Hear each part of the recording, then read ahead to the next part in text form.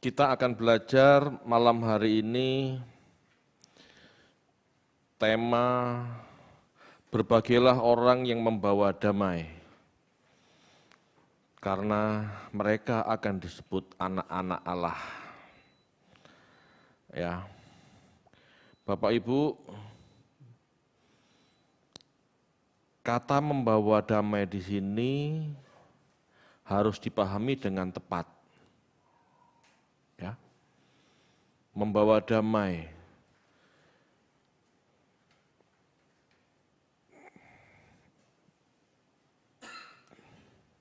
Perlu dibaca lagi enggak? Silakan Pak Handoko, dibaca dulu. Matius 5 ayat 9. Matius 5 ayat 9. Berbahagialah orang yang membawa damai, karena mereka akan disebut anak-anak Allah. Ya, membawa damai. Damai dalam bahasa Ibrani itu shalom. Tetapi di dalam bahasa Yunani disebut diterjemahkan dengan kata eirin, ya. Damai dalam bahasa Yunani adalah shalom. Dalam bahasa Yunani damai dalam bahasa Ibrani adalah shalom, tetapi dalam bahasa Yunani adalah eirin. Artinya mirip, tapi tidak sama persis, ya. Artinya damai memiliki sedikit perbedaan, ya, nanti kita akan jelaskan. Dikatakan di situ, berbahagialah orang yang membawa damai. Peacemaker, pembawa damai, pembuat damai, gitu ya. Pembawa damai atau pembuat damai itu. Pembawa damai ada pembawa, ya, pembawa di dalam bahasa Yunani itu poio, yang diterjemahkan sebagai pembuat. Jadi pembawa damai adalah pembuat damai. Poio itu poem, dalam bahasa Inggrisnya poem. Tahu poem? Sajak, puisi. Itu akar katanya. Jadi membawa damai itu seperti orang yang bersajak. Orang bersajak itu tidak mudah. Orang bersajak itu membentuk kalimat-kalimat cantik, kalimat-kalimat indah yang mengena, yang berkesan, yang akhirnya bisa memiliki makna yang baik. Ya, jadi membawa damai itu bukan cuma sekedar membawa, tapi membentuk, membuat, gitu ya. Jika seorang membawa shalom atau eirin, ini akan menimbulkan reaksi. Kalau seseorang membawa damai terhadap komunitasnya, terhadap lingkungannya, terhadap sesamanya, pasti menimbulkan reaksi. Reaksi itu tidak selalu sama. Ada orang yang menerima, ada orang yang merasa terganggu. Ya. Ada orang yang senang situasi dan kondisi damai. Tetapi ada orang yang suka situasi dan kondisi ribut. Ada. Ya, senangnya cari gara-gara, senangnya cari masalah. Kalau tidak ada perbincangan yang seru gak nyenak, senangnya gibah. Itu kan gitu. Kalau orang pembawa damai pasti tidak akan gibah. Orang pembawa damai pasti tidak akan mencari-cari kesalahan orang lain. Apapun itu, ya. Ya, ini harus hati-hati Bapak Ibu. Kadang-kadang kita tuh tanpa sadar, gitu ya. Saya sering cerita-cerita sama Tina juga, gitu ya. Kadang-kadang kalau pagi, gitu ya, belanja di Welijo, itu ada aja orang-orang gitu ya. Padahal itu kan orang yang namanya Welijo itu kan dari berbagai macam orang, belum tentu komunitasnya. Tetapi ada saja ibu-ibu yang senengannya gibah. Oh ibu ini begini, oh itu begitu, itu buat apa? Gitu ya. Buat apa? Itu kalau pas ketemu orang yang lagi bermasalah sama orang yang dirasani, jadinya tambah benci, tambah jengkel, seneng, ngompor gitu. Itu bukan pembawa damai, itu pembawa keributan sebetulnya. Ya. Makanya kita jadi orang percaya harus belajar tutup mulut. Harus belajar tutup mulut. Apalagi kita orang percaya, kalau ada orang konseling, belajarlah tutup rahasia orang. Tutuplah orang yang curhat sama kita. Kita belajar dipercaya. Ya, jangan nambah-nambahi masalah dengan cerita. Orang ini punya masalah ini itu. Wah, tersebar. Nanti orang yang bermasalah dengar ngambek, marah, ribut. Perlu Bapak Ibu. Ya. Sebetulnya membawa damai itu tidak mudah. Gitu ya.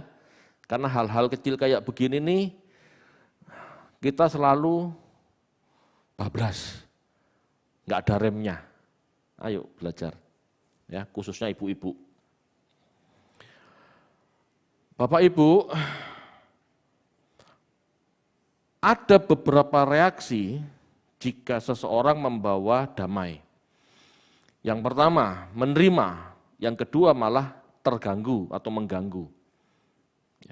Kebanyakan orang Bapak Ibu mengingini shalom seperti versi Yahudi, yaitu kokoh, kuat, makmur, tidak ada yang menyerbu. Shalom versi Yahudi adalah damai sejahtera seperti zaman Daud. Shalom versi Yahudi adalah damai sejahtera karena tidak ada musuh yang menyerang. Kenapa? Karena negara itu kokoh. Karena banyak duitnya. Gak goyang gitu. Kata damai dalam Ibrani cenderung damai secara material. Gitu ya, damai secara jasmaniah. Namun kata damai dalam Perjanjian Baru atau erin memiliki pengertian yang berbeda dengan Perjanjian Lama. Secara etimologi kata erin artinya berhubungan dengan harmonis antar bangsa, antar teman, tidak ribut antar teman. Bedanya dengan shalom, shalom itu kondisi yang kokoh, makmur, kuat, jadi tidak ada yang berani ngotak-ngotik. Kokoh, kuat, makmur, gak goyah. Tidak ada yang mau menyerbu karena kokoh. Jasmani banget. Tetapi kalau erin Bapak Ibu, kondisinya tidak menekankan material, tetapi benar-benar situasinya spiritual. Ya. Berdamai dengan teman, berdamai dengan suku tetangga, meskipun kondisinya tidak kuat, tetapi bisa berdamai, bisa saling mengerti, paham ya? Jadi yang satu damai karena kokoh, kuat, gak ada yang mau menyerbu. Tapi yang satu damai karena bisa berteman. Damai karena bisa saling menghormati. Damai karena saling menopang, saling mendukung. Ini beda kan? Paham ya? Beda. Jadi kekristenan itu sebetulnya erin yang mana? Erin apa shalom? Kekristenan itu sebetulnya cenderung ke erin, bukan ke shalom. Berbahagialah orang yang erin. Ya, bahasa aslinya itu, bahasa aslinya erenopoiai, erenopoioi, peacemaker. Itu bahasa Perjanjian Baru. Jadi Perjanjian Baru itu berbahagialah orang yang membawa damai dalam arti ayo saling menghormati, ayo saling memberkati, itu. Bukan kuat-kuatan. Ya, shalom itu aku kuat, aku kokoh, aku makmur, kamu tidak berani ganggu. Ngerti maksudnya? Tetapi kalau kena negara adikuasa kayak Nebukadnezar, ya digiles tetap. Paham ya? Beda. Kalau irin enggak. Meskipun miskin sama tetangganya rukun, saling menopang, saling menghargai, damai, harmonis, itu irin. Ya. Makanya kalau Bapak Ibu bisa ngamati, saya sudah jarang pakai kata shalom. Ya, karena saya paham bukan itu maksudnya Tuhan. Ya. Di Perjanjian Baru membawa damai hanya muncul di ayat-ayat ini, misalnya Lukas 11 ayat 21. Ayo kita baca yuk.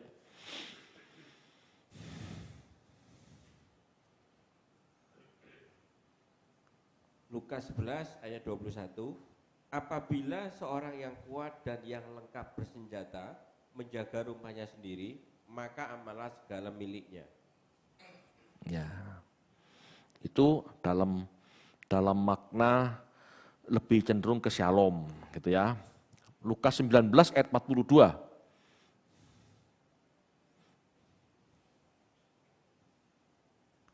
Lukas 19 ayat 42 katanya, wahai betapa baiknya jika hari ini juga engkau mengerti apa yang perlu untuk damai sejahteramu, tetapi sekarang hal itu tersembunyi bagi matamu.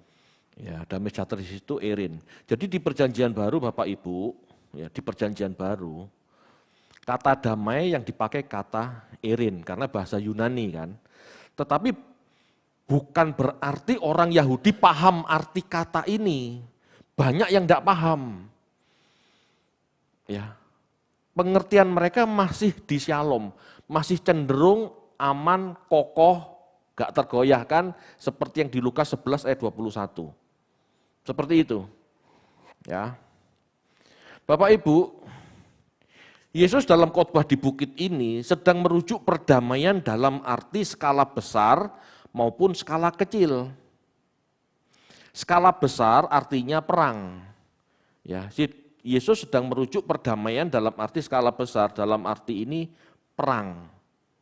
Ya. Dalam arti skala kecil itu perbantahan.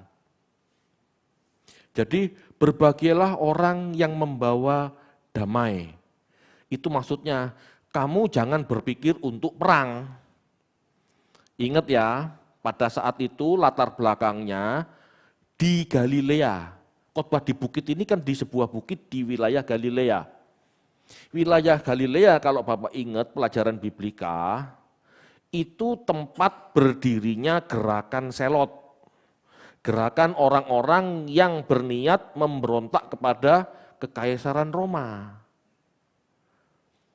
Ya, abad 6 sebelum Masehi, gerakan Selot berdiri. Jadi pada saat Yesus berkhotbah di bukit, ini sekitar tahun 30-an, berarti gerakan itu 36 tahun sudah berdiri. Dan itu berkembang-berkembangnya. Yesus berusaha ngerem, supaya orang-orang itu tidak berontak, perang, dan kamu mati terbunuh. Jadi makanya kata-katanya berbahagialah kamu yang membawa damai. Ayo jadi anak-anak Allah yuk. Kamu jangan ikut-ikutan perang. Gitu. Dan kita tahu tahun 70, ya, 40 tahun kemudian, benar-benar orang Selot ngajak perang Roma yang mengakibatkan Yerusalem hancur. Itu sebetulnya sudah diwanti-wanti sama Tuhan Yesus. Buat apa kamu seperti itu? Ya. Tetapi dalam arti kecil, arti sempit, ya, arti kecil, skala kecil, Tuhan juga berusaha menghentikan perbantahan. Berbahagialah orang yang membawa damai. Maksudnya apa? Jagalah tutur katamu, jangan sampai kamu menyakiti hati orang lalu terjadi perbantahan. Paham ya? Jangan sampai terjadi pertengkaran mulut atau bahkan mungkin pertengkaran fisik. Berbahagialah orang yang membawa damai. Jadilah peacemaker di antara komunitas. Ya, jadilah pembawa damai. Kalau ada orang yang bertengkar, jangan ngompor-ngompori, jangan manas-manasi salah satu pihak. Oh iya, jane ngono iku cocoke. Jangan, nanti tambah jengkel kan gitu tambah panas gitu loh. Sudah Bu, nggak usah direken, biasa sajalah gitu. Kan enak gitu ya, sehingga tidak terjadi perbantahan. Ya. Pemakaian bentuk umum seperti ini mengindikasikan keduanya bisa yang dimaksud Tuhan. Ya, dari sisi historis, ayo jangan ngajak perang, jangan angkat senjata. Yang di satu sisi dalam bermasyarakat, ya, kasihilah sesamamu, kasihilah tetanggamu, jangan ribut sama tetanggamu, itu maksudnya. Pembawa damai adalah pembuat damai, yaitu dia yang menciptakan situasi atau membuat kondisi di mana damai dapat tercipta. Paham ya? Yang disebut membawa damai adalah orang yang menciptakan situasi atau kondisi di mana damai bisa tercipta. Bagus enggak orang kayak gini? Bagus. Itulah yang diminta Tuhan kepada setiap orang percaya. Kalau ada orang-orang yang mau jadi seperti ini, dimanapun dia berada, menciptakan sebuah situasi atau kondisi damai, orang itulah yang disebut anak-anak Allah. Ingat loh, Yesus disebut anak Allah, kenapa? Karena dia mendamaikan Bapa dan manusia. Kalau kita jadi manusia, di mana kita hadir malah buat keributan, wah kita tuh anak setan bukan anak Allah. Itu maksudnya. Jadi anak Allah itu bukan sesuatu yang abstrak. Disebut anak Allah karena kita mampu menciptakan kedamaian. Ya. Itu sebabnya gibah itu salah satu dosa yang paling berbahaya. Saya tekankan ya, gibah itu salah satu dosa yang paling berbahaya. Karena apa? Menimbulkan pertengkaran.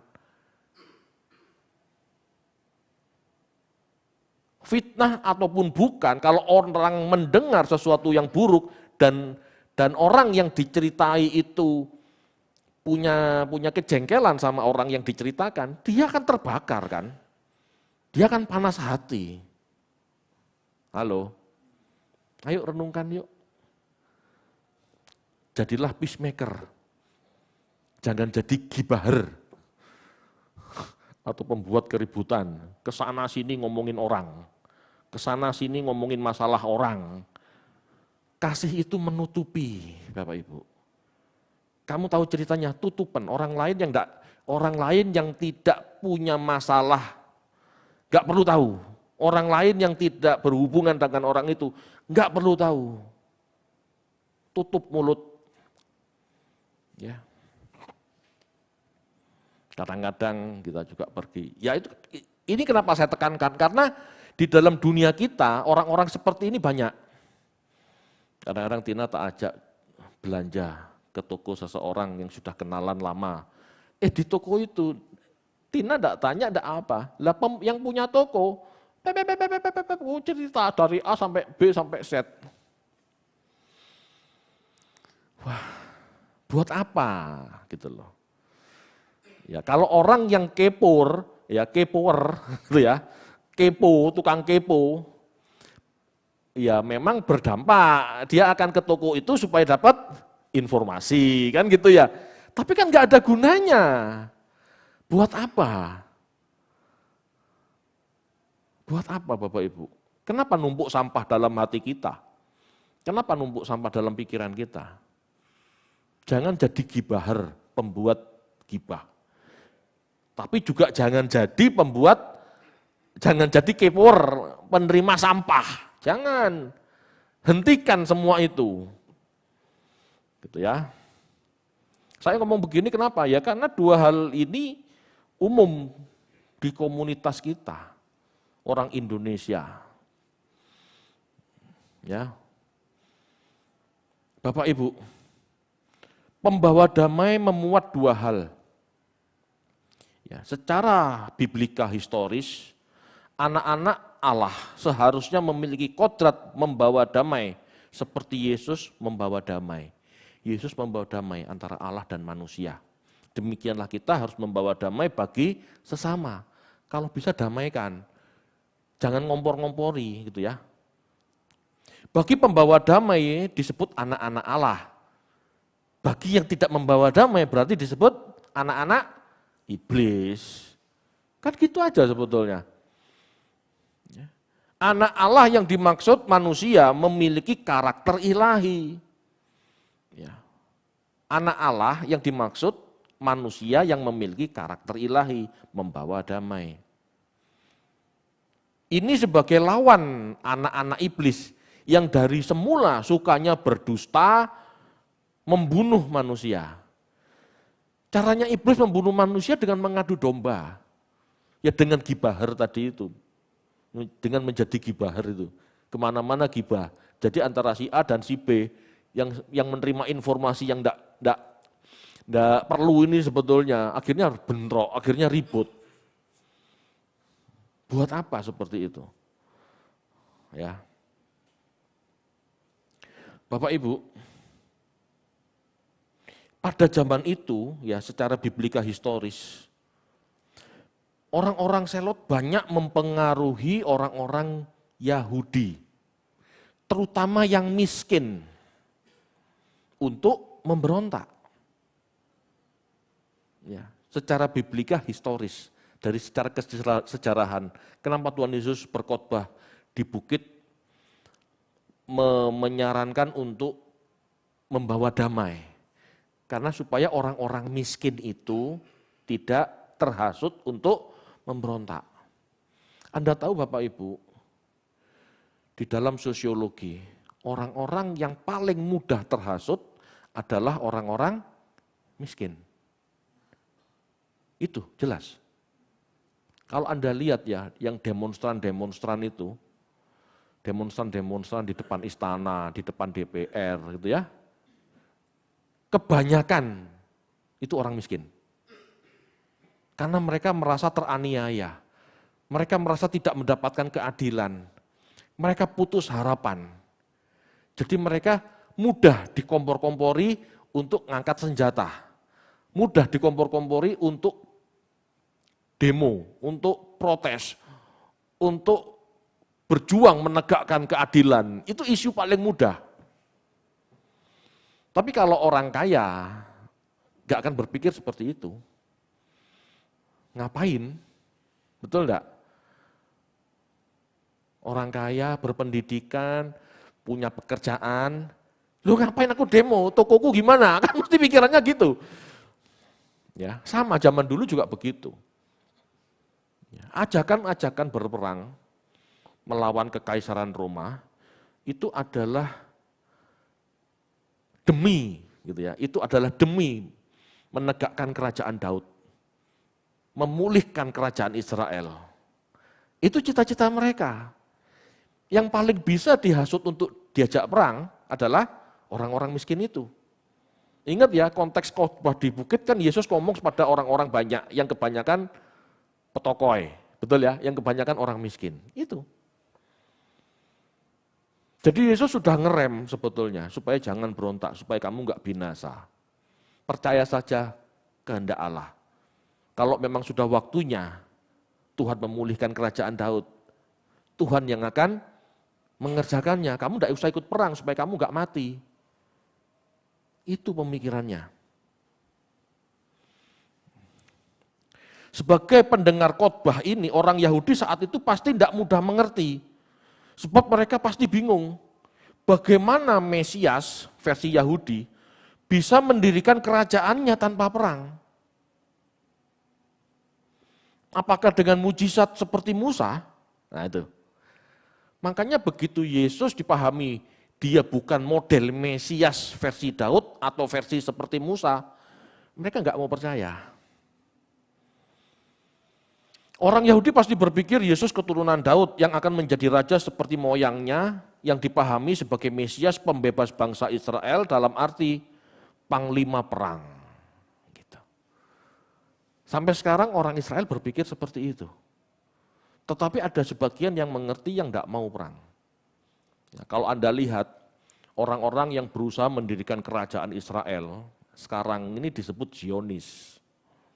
Tetapi orang-orang yang tidak mau mendirikan kerajaan Israel secara daging, secara manusia, mereka tetap berharap kerajaan Daud ditegakkan, tapi biarlah itu rencana Allah. Karena mereka benar-benar tidak mau menyalahi Taurat dengan melakukan sesuatu yang tidak benar, tidak baik, tidak adil gitu loh. Makanya di dalam Yudaisme kan ada dua kubu, pro-Zionis sama anti-Zionis. Sampai sekarang orang-orang Palestina itu dibunuhin sama pro-Zionis. Tetapi yang anti-Zionis, Yahudi juga banyak, mereka tidak setuju orang Israel memperlakukan itu terhadap orang Palestina. Itu salah, tidak benar gitu loh. Kalau kamu mau mendirikan kerajaan Daud, kalau kamu mau mendirikan bait Allah kembali, itu urusan Allah, bukan urusan manusia. Itu, ada dua gitu ya. Jadi Bapak Ibu, latar belakang ayat ini seperti itu. Ya. Yesus mengajarkan jangan perang. Jangan terpengaruh dengan motif-motif angkat senjata untuk menegakkan keadilan. Percaya Allah akan menegakkan keadilan. Gitu loh. Percaya bila saatnya Allah akan menegakkan keadilan. Tidak perlu ribut soal jasmani meskipun kamu tuh miskin, enggak perlu. Percaya saja bahwa dalam kemiskinanmu Allah punya rencana. Makanya di ayat sebelumnya dikatakan berbahagialah orang miskin karena Allah akan menyediakan. Halo, kita sering ya dulu di gereja-gereja Pantai Kosta Karismatik, Allah menyediakan itu apa bahasa Ibraninya? Yehovah Jireh. Itu bukan Allah menyediakan nasi loh, bukan Allah menyediakan makan loh. Itu Allah menyediakan domba untuk korban penebusan, itu artinya yang betul. Jadi kalau Yehovah Jireh selalu dianggap aku diberkati, aku tidak kehabisan uang, itu salah. Ingat ya, khotbah di bukit, di ayat awal, berbahagia orang yang miskin. Betul? Kenapa? Karena Tuhan yang akan menyediakan domba penebusan buat kamu. Siapa? Yesus. Itu maksudnya. Sama di sini. Berbahagialah kamu yang membawa damai. Kamu tidak usah ikut perang. Meskipun kamu miskin, kamu tidak bisa beli domba sembelihan untuk penebusan dosamu, Tuhan yang akan memberikan. Kamu damai-damai saja. Tidak usah merasa tidak adil. Tidak usah merasa kamu tidak adili gitu loh. Nanti Tuhan yang akan bergerak, Tuhan yang akan berkarya. Itu maksudnya. Ya. Jadi benar-benar Tuhan tidak ingin manusia saling membunuh. Ya. Tapi bagi orang Yahudi Bapak Ibu, hal ini sulit. Karena manusia, masyarakat Yahudi saat itu sudah dipengaruhi teologi retribusi. Taat berkat, tidak taat laknat. Kalau aku tidak diberkati berarti ada yang tidak beres. Aku tidak menerima keadilan, gitu ya. Mereka terpengaruh percintaan dunia dalam arti materialisme. Materialisme dipandang sebagai berkat Tuhan. Itu. Padahal bukan. Materialisme bukan berkat Tuhan. Materialisme bukan berkat Tuhan. Kenapa? Karena berkat jasmani akan jadi berkat jika kita menggunakannya untuk Tuhan. Jika kita menggunakannya sesuai kehendak Tuhan. Tapi berkat jasmani akan menjadi kutuk kalau kita menggunakannya untuk hal-hal duniawi. Kalau kita menggunakannya untuk kepentingan pribadi. Jadi materialisme itu bukan berkat sebetulnya. Pengertian kita lah yang membuat apa yang kita miliki itu jadi berkat atau jadi kutuk. Ya. Jangan perang, berbahagialah orang yang membawa damai. Jangan ribut rebutan uang. Jangan ribut rebutan wilayah. Jangan ribut rebutan jabatan. Halo, itu artinya membawa damai. Ayo damai yuk, jangan ribut urusan makanan, rebutan makanan. Ya. Bapak Ibu, manusia ribut rebutan makan, rebutan uang, rebutan wilayah, rebutan jabatan. Ini sikap-sikap barbar. Ini sikap-sikap barbar yang tak bermoral. Di zaman itu 2000 tahun yang lalu, orang untuk menguasai sumber daya alam caranya perang. Halo. Tuhan ngomong jangan, bawa damai. Damai itu di atas segalanya. Perang antar bangsa untuk memperebutkan sumber daya alam, ini adalah naluri hewan sebetulnya untuk bertahan hidup. Betul enggak? Halo? Betul enggak? Kalau enggak tahu, saya suruh coba. Ya, coba ambil tulang di piringnya mochi, gitu loh. Pasti ribut mochinya. Jadi orang rebutan makanan gara-gara semangkok. Ya, jadi orang ribut-rebutan makanan, itu tidak beda sama hewan sebetulnya. Sikap-sikap seperti ini loh yang sebetulnya harus ditiadakan dalam diri manusia. Ya. Memang dibanding dibanding 3000 tahun yang lalu, 2000 tahun yang lalu, atau mungkin 100 tahun yang lalu, moral manusia semakin baik. Orang semakin bisa orang semakin bisa berdamai dengan bangsa lain, orang semakin bisa harmonis dengan bangsa lain dalam menyelesaikan masalah, tidak harus perang. Kalau dulu dikit-dikit kan perang, kuat-kuatan gitu loh. Kalau sekarang ayo kerjasama yuk, kamu punya sumber daya alam apa? Aku punya ini, kamu punya itu, barter yuk, atau beli, bisa, tidak harus perang. Jadi sikap-sikap merebutkan hal-hal jasmani itu tidak beda sebetulnya dengan hewan. Banyak hewan-hewan punah, kenapa? Karena mereka seringnya ribut. Tetapi kenapa manusia bertahan? Karena dengan moralnya, karena dengan kecerdasannya, manusia bisa bekerja sama. Halo? Belajar itu begini, belajar itu harus logis cara berpikirnya. Bukan Tuhan menciptakan perdamaian, semuanya anteng, semua tiba-tiba tidak kepingin perang. Tidak bisa seperti itu. Berdoa, Tuhan berikan perdamaian, tidak bisa seperti itu. Apalagi anggota DPR, masing-masing fraksi punya kepentingan politik masing-masing. Mau damai gimana? Tidak bisa. Kecuali mereka kerjasama. Ayo sepakat yuk. Damai. Halo? Ngerti tidak maksudnya? Jadi berdoa agar bangsa ini damai, itu tidak bisa dengan doa. Pola pikirnya yang harus diubah, orang itu punya kesadaran, kita perlu bersatu semakin kuat. Bercerai kita runtuh, kan gitu cara berpikirnya. Tidak bisa dengan doa, tapi merubah pola pikir. Tidak perlu ribut. Gitu ya.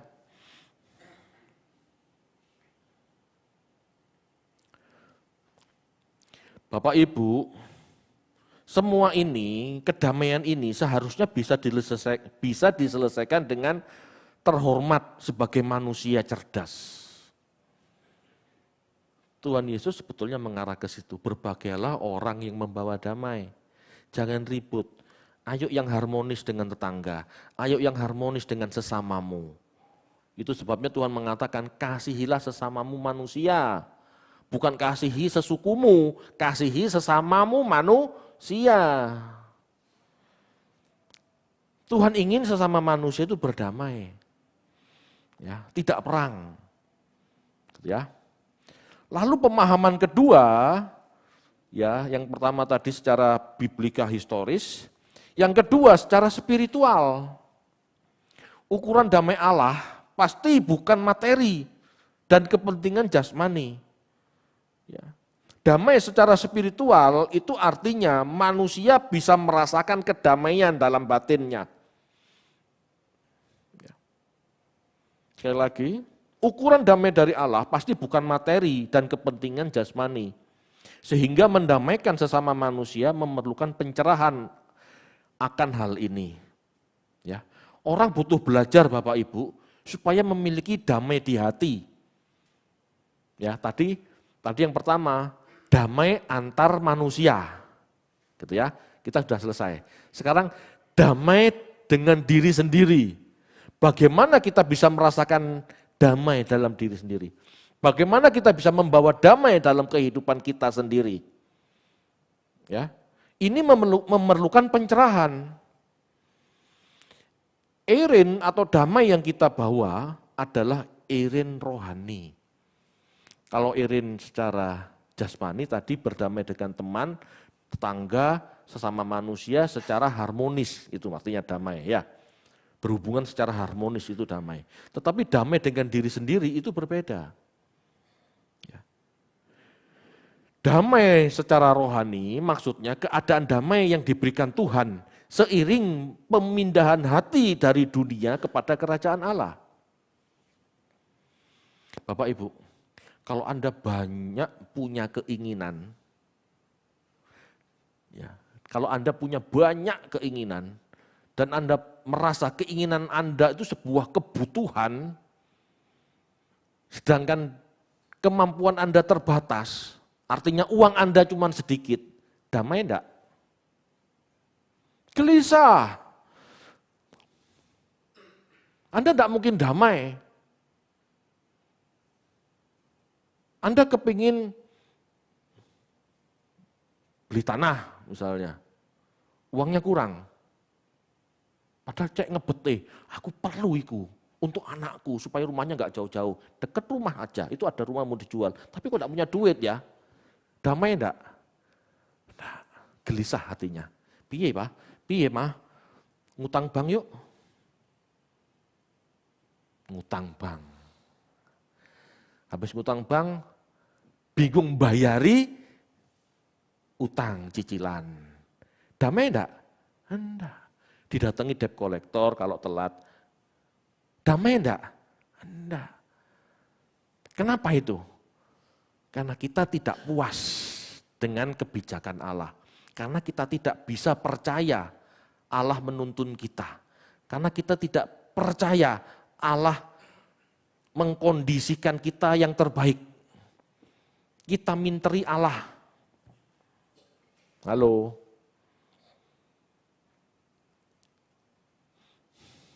Ngerti enggak maksudnya sampai sini?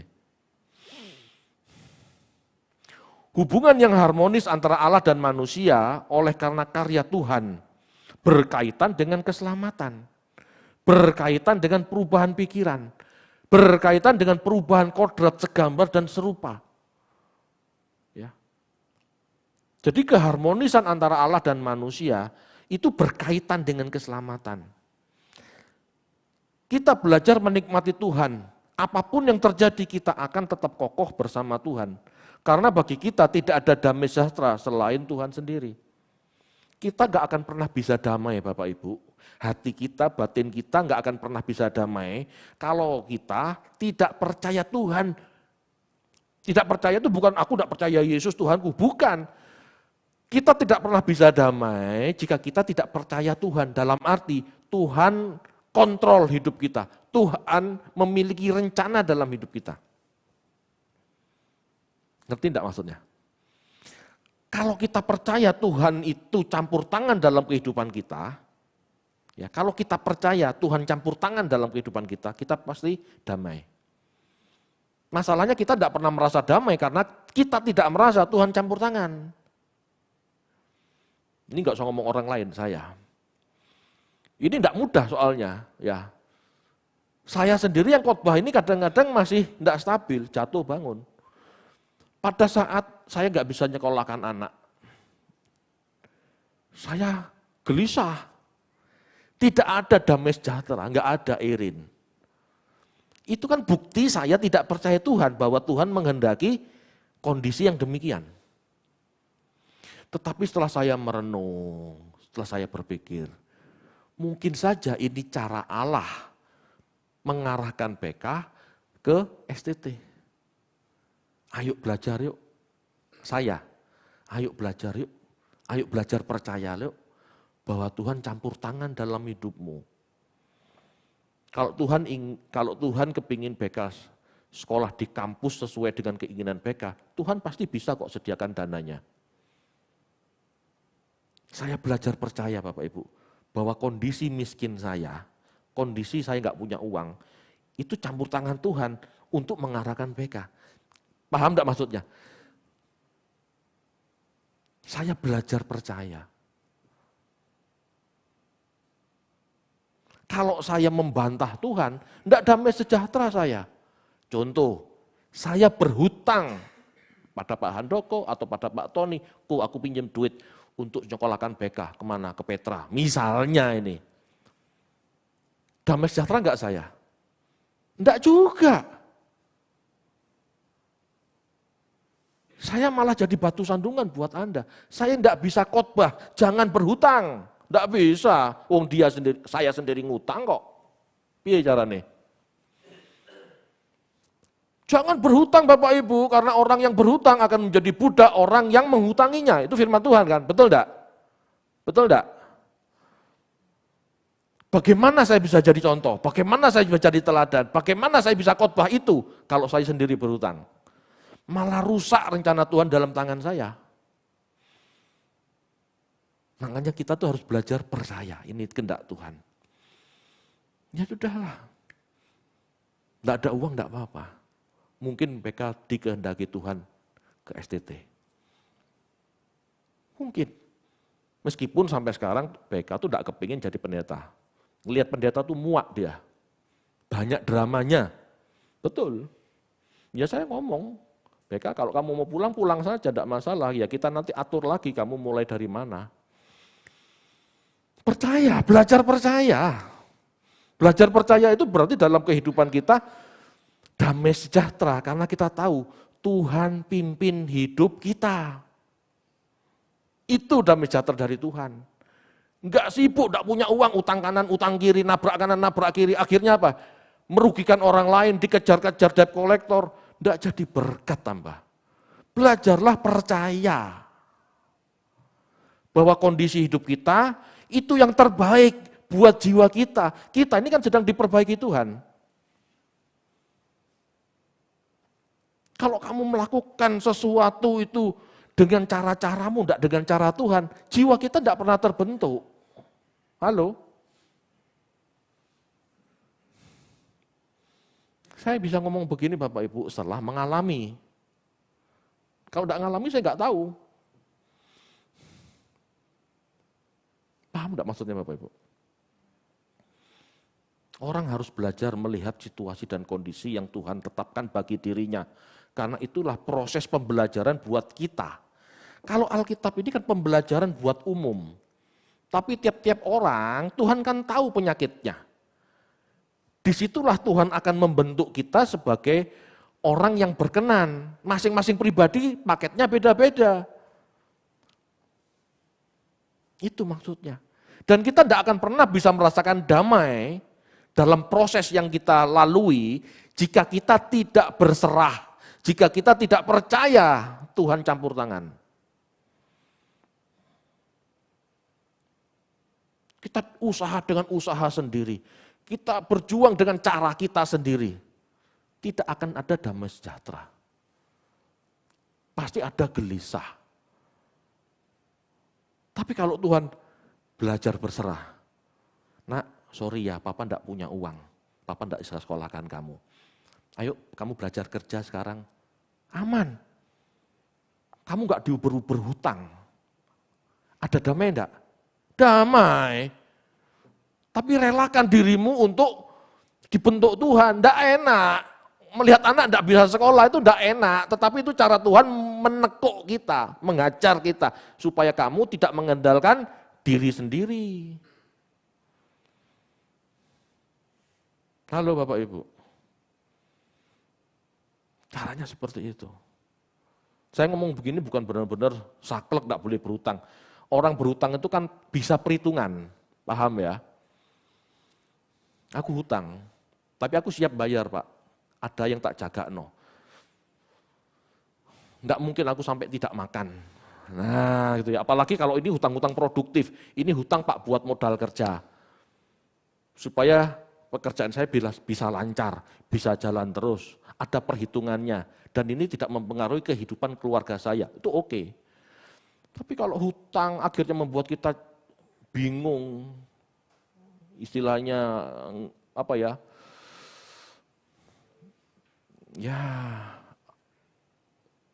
merugikan orang, pusing, merugikan keluarga, merugikan diri sendiri. Ya itu enggak benar. Kamu enggak akan pernah merasakan damai sejahtera dari Tuhan. Berbahagialah kamu yang membawa damai. Itu akhirnya berbahagialah kamu yang bisa berserah kepada Tuhan. Berbahagialah kamu yang bisa percaya campur tangan Tuhan. Jadi tidak perlu kamu yang ngambil alih. Kalau kamu yang ambil alih, ya terima resikonya. Kamu dikejar debt collector, kamu dikejar apapun yang membuat kamu memutuskan sesuatu yang salah. Halo Bapak Ibu, bisa ya dipahami? Saya ngirim BK ke sekolah di STT, saya tetap ngirim uang setiap bulan. Saya tidak bisa ngirim uang banyak, tetapi awal bulan, tengah bulan, akhir bulan, ya saya kirim supaya BK bisa punya uang untuk jajan. Ya, supaya bisa makan makanan sesuatu yang bergizi. Ini kuliah beasiswa loh. Saya masih ngirim ya sekitar 1,5 juta. Bayangkan kalau BK akhirnya sekolah di sekolah swasta yang mahal, gitu ya. Mungkin enggak saya bayar setiap bulannya? Enggak mungkin. Lalu mau gimana? Ngomong kanan kiri, hutang kanan kiri. Saya enggak jadi berkat. Saya enggak terdidik. Saya tambah rusak. Dulu saya mikir, BK, kalau kamu dapat beasiswa, dulu waktu di SMA kan ada program beasiswa, uang pangkal. Papa senang kamu dapat beasiswa, kamu uang pangkal enggak bayar. Tapi pikiran ya, dalam tiap bulannya uang kos, uang makan, uang transport, itu kan uang semua. Uang semesteran, Papa sebagai hamba Tuhan, yang terima uang dari gaji, kadang-kadang terima PK, enggak yakin ini terpenuhi. Kamu siap putus di tengah jalan, tak gitu kan PK. Jadi orang itu ayo belajar rasional. Jangan iman kita tuh melampaui yang dipikirkan Tuhan. Baik, sorry ya, kamu cari program beasiswa yang lain. Yang uang semesternya gratis. Yang kalau bisa yang bulanan hidupnya juga gratis. Ya tidak ada yang lain selain di STT Ekumene, betul enggak? Akhirnya ke sana. Dengan BK ke sana, uang bulanan saya kirim sesuai dengan kemampuan saya damai sejahtera Bapak Ibu. Hidup hari-hari saya bisa fokus melayani, bisa bedah firman, bisa menggali firman. Bayangkan kalau setiap bulan saya disuruh bayar bulanannya BK, yang mahal-mahal seandainya dia sekolah di sekolah swasta gitu. Meskipun dia uang pangkalnya beasiswa. Rusak enggak kegiatan saya? Rusak. Enggak mungkin saya bisa ngajar. Enggak mungkin saya bisa membedah firman. Pasti saya sibuk cari duit.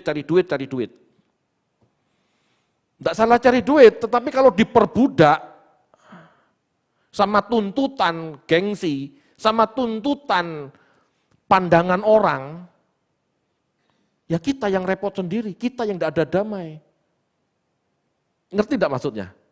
Pandangan orang itu kalau anak kan harus sekolah, harus kuliah. Yang mengharuskan siapa? Itu kan patro paradoto. Cara hidup nenek moyang. Kebiasaannya begitu, kalau tidak begitu jadi cemooh, betul enggak? Mau dituruti? Ya sampai mati kita tidak damai sejahtera. Karena nurutin itu. Sama. Kamu udah umur berapa nih? 25 tante, kapan kawin? Loh, kalau kita nurutin kapan kawin nggak damai sejahtera. Percaya pada Tuhan meskipun kita masih jomblo. Jangan patah semangat. Kalau memang belum ada yang tepat, jangan sembarangan cari jodoh. Percaya Tuhan campur tangan.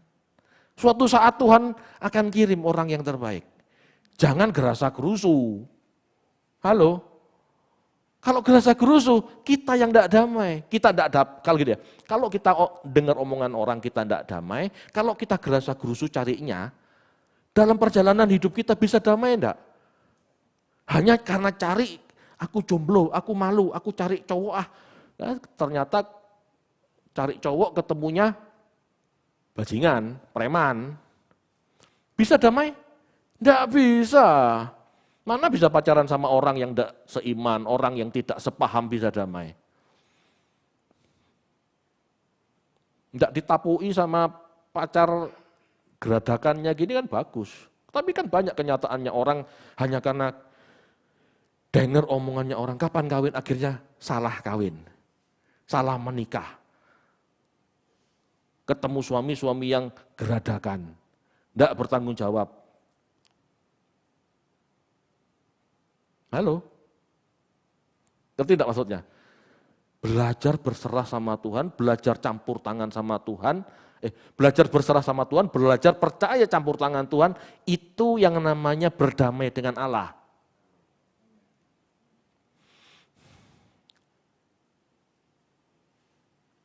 Ketika hati kita keruh, gelisah, galau, bergejolak, itu sama dengan meragukan Tuhan. Kita belum berdamai dengan Tuhan. Sebab damai yang dikenal dunia adalah damai yang ditopang oleh materi. Ya, kalau tidak ada materi, gelisah. Kan gitu. Tetapi tidak demikian dengan orang percaya. Orang percaya itu ada materi, gak ada materi, damai saja. Kenapa? Karena dia percaya Tuhan campur tangan dalam hidupnya. Kondisiku begini, makananku cuma begini, Tuhan campur tangan. Aku umur segini, belum nikah-nikah, itu campur tangan Tuhan. Jangan geradakan, jangan kususu gitu ya. Malah ketemu jodoh yang tidak tepat. Malah benar-benar kehilangan damai sejahtera. Mana bisa dapat damai sejahtera kalau menikah ditapui, gak dikasih uang belanja, gak dikasih tidak bisa ngasih uang untuk sehari-hari. Tambah ribet. Belajar berserah sama Tuhan. Kebahagiaan, kedamaian kita adalah percaya Tuhan. Ya. Menyertai dalam proses keselamatan. Jadi kebahagiaan kita Bapak Ibu, ini orang spiritual ya, sudut pandang spiritual, kedamaian kita adalah saat kita percaya Tuhan menyertai kita dalam proses keselamatan kita. Mau kaya, mau miskin, mau sekolah, enggak sekolah, mau menikah, enggak menikah, kita percaya Tuhan campur tangan. Damai enggak? Damai. Masalahnya percaya Tuhan campur tangan itu yang sulit. Karena apa? Karena kita banyak keinginan. Karena kita banyak pertimbangan dunia yang kita ikuti. Halo?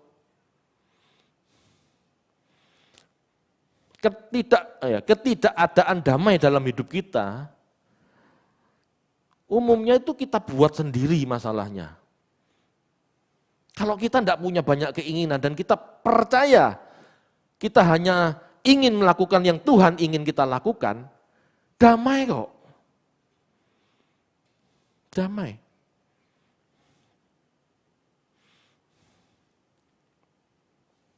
Masalahnya Bapak Ibu, kalau seseorang sendiri belum berdamai dengan Allah, bagaimana bisa mendamaikan orang dengan Allah? Kalau saya tidak berdamai dengan Tuhan, dengan belajar percaya campur tangan Tuhan dalam hidup saya, bahwa segala sesuatu dalam hidup saya, termasuk yang kelihatannya buruk, tidak bisa nyekolahkan anak itu, gitu ya, itu campur tangan Tuhan, saya nggak bisa jadi teladan. Saya nggak bisa memperdamaikan Anda dengan Tuhan.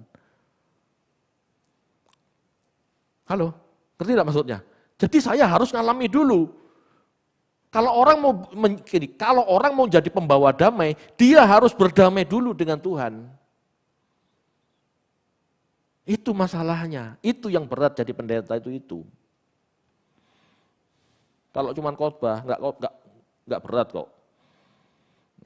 Tapi menjadi teladan itu loh yang berat. Kedamaian di dalam Allah bukanlah kedamaian yang ditopang oleh fasilitas-fasilitas yang dimiliki seseorang. Bukan juga ditopang oleh kesenangan-senangan yang dia miliki. Nah, kalau kedamaian orang itu karena fasilitas, karena sesuatu yang kita miliki, nanti sesuatu yang kita miliki ini hilang, kita tidak damai. Damai dari Allah itu damai kekal, irin, harmoni, hidup yang harmonis dengan Allah itu kekal. Kenapa? Karena dimulai dari ketaatan, karena dimulai dari keyakinan Tuhan campur tangan. Tidak ada yang buruk dalam hidup saya. Meskipun anak-anak tidak sekolah, meskipun anak-anak sekolah di tempat apa adanya, ya sudahlah itu campur tangan Tuhan dan kita belajar percaya ini rencana yang baik. Sulit, tetapi bisa enggak damai? Bisa. Ayo usahakan memiliki kedamaian dari Allah. Caranya gimana? Jangan punya banyak keinginan, jangan ngatur Tuhan dengan cita-cita kita. Belajarlah percaya Tuhan sudah menggerakkan kita di arah yang benar. Halo? Amin Bapak Ibu? Saya tidak berani ngomong kayak gini Bapak Ibu, kalau saya tidak benar-benar mengalami itu. Damai dari Tuhan membuat kita sanggup berkata, meskipun aku tidak punya apa-apa dan siapa-siapa, namun dalam segala keadaan aku menikmati Tuhan, itu cukup bagiku. Yang disebut Tuhan cukup bagiku itu. Yang disebut Tuhan cukup bagiku itu kita percaya kehendak Tuhan, kita percaya rancangan Tuhan dalam kita itu mendatangkan kebaikan. Jadi meskipun tampaknya tidak baik, percayalah ini rancangan baik Tuhan. Untuk apa? Keselamatan kita. Kodrat kita itu yang penting. Amin. Kita tidak mungkin menikmati damai dari Tuhan jika kita masih memiliki keserakahan, kebencian, iri, dengki, keinginan untuk iri, dengki itu kan keinginan yang seperti tetangga. Oh tetangga beli kulkas, aku juga kepingin beli kulkas. Itu kan iri dengki. Ya kita tidak akan bisa damai jika kita selalu melihat orang lain. Kita bisa damai kalau kita melihat Allah, apa kehendak-Mu dalam hidupku, itu bisa damai dan kita belajar percaya. Anda tidak bisa berdamai dengan Tuhan kalau Anda masih mencintai dunia. Mencintai dunia itu bukan, aku suka sama mall ini. Bukan begitu ya. Anda tidak bisa berdamai dengan Tuhan kalau Anda masih mencintai dunia. Maksudnya apa mencintai dunia? Memiliki perspektif yang sama dengan dunia. Anda tidak akan bisa damai. Anda tidak akan bisa berdamai dengan Tuhan kalau masih memiliki cinta dunia, memiliki perspektif dunia dalam kehidupan kita. Kita bisa menikmati damai dari Allah, ya. Kalau kita tidak mencintai dunia. Dunia begini, dunia begitu, mbuh karepmu, aku ngikutin apa kata Tuhan. Nah, itu bisa damai. Bahkan kita tidak bisa berdamai dengan sesama jika kita masih mencintai dunia. Tidak bisa. Jangankan sama Tuhan, sama aja tidak bisa. Kenapa? Kita rebutan.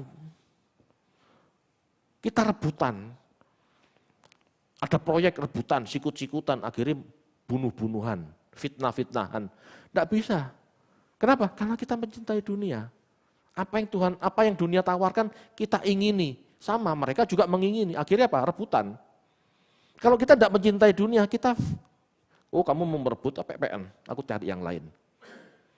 Tuhan pasti memberkati aku dengan cara yang lain. Aku tidak perlu jadi musuhmu, hanya karena semangkok makanan, tidak perlu. Nah, kalau orang bisa gitu damai hatinya. Iya kan? Kan orang mesti jengkel. Wah, aku buka toko kelontong. Iku tonggo kok buka toko kelontong. Kan gak enak toh? Gak seneng kan? Gak bisa berdamai. Mana bisa damai? Hatinya gelisah, wah anak saingan Pak, iku buka mana Pak saingan Pak. Gitu. Di mall, satu pendeta buka gereja, pendeta lain buka gereja di situ. Iya. Di mall MAG itu ya, sini Rehoboth, sebelahnya Mawar Saron. Iyo. Aduh. Tapi tidak apa-apa, kalau orang ngerti ya sudahlah. Rezekinya masing-masing ya.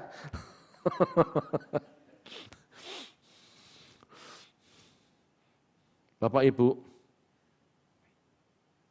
betapa bahagianya pekerjaan seorang anak Tuhan. Betapa bahagianya pekerjaan anak Tuhan yang bisa menjadi peacemaker, yang bisa membawa damai buat orang lain. Sampai pada suatu waktu orang itu mengerti kebenaran dan menemukan rasa damai yang sama dengan kita. Impartasi itu impartasi ini loh. Wah itu direbut diem saja, itu digara-gari diem saja. Dia nggak pernah membalas sesuatu yang jahat. Dia membawa damai di dalam lingkungan ini. Kenapa? Orang akan melihat, oh orang Kristen toh, ternyata Tuhannya benar. Nah itu. Itu penginjilan yang benar. Akhirnya orang melihat dan percaya Tuhan karena hidup kita. Bukan karena mulut kita menginjil. Banyak orang tidak suka. Sok rohani loh. Nah itu akhirnya. Tapi kalau lihat hidup kita, oh dia gak pernah rebutan. Mangga di halaman depannya dicolongi sama anak-anak, tidak marah. Malah diambilkan, diberikan. Enak toh. Dan itu tidak gampang loh Bapak Ibu. Kita kelihatannya oh gampang Pak mangga. Belum tentu. Kadang-kadang bukan masalah mangganya, betul enggak? Kadang-kadang ada mangga di halaman rumah kita dicolongin orang itu masalah harga diri, bukan masalah mangga, betul? Loh kurang ajar, belum tahu siapa. Loh kan gitu. Betul enggak? Ayo berdamai. Ya, berserah, sudahlah, kasihkan saja. Amin.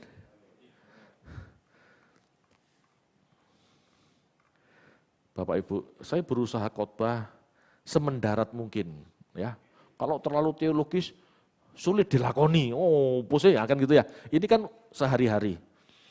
Jadi itulah Bapak Ibu, arti berbagailah orang yang membawa damai. Orang yang membawa damai disebut anak-anak Allah, yaitu mereka yang membuat sebuah situasi dan kondisi tetap dalam kedamaian di antara sesama dan kita dengan Tuhan. Amin.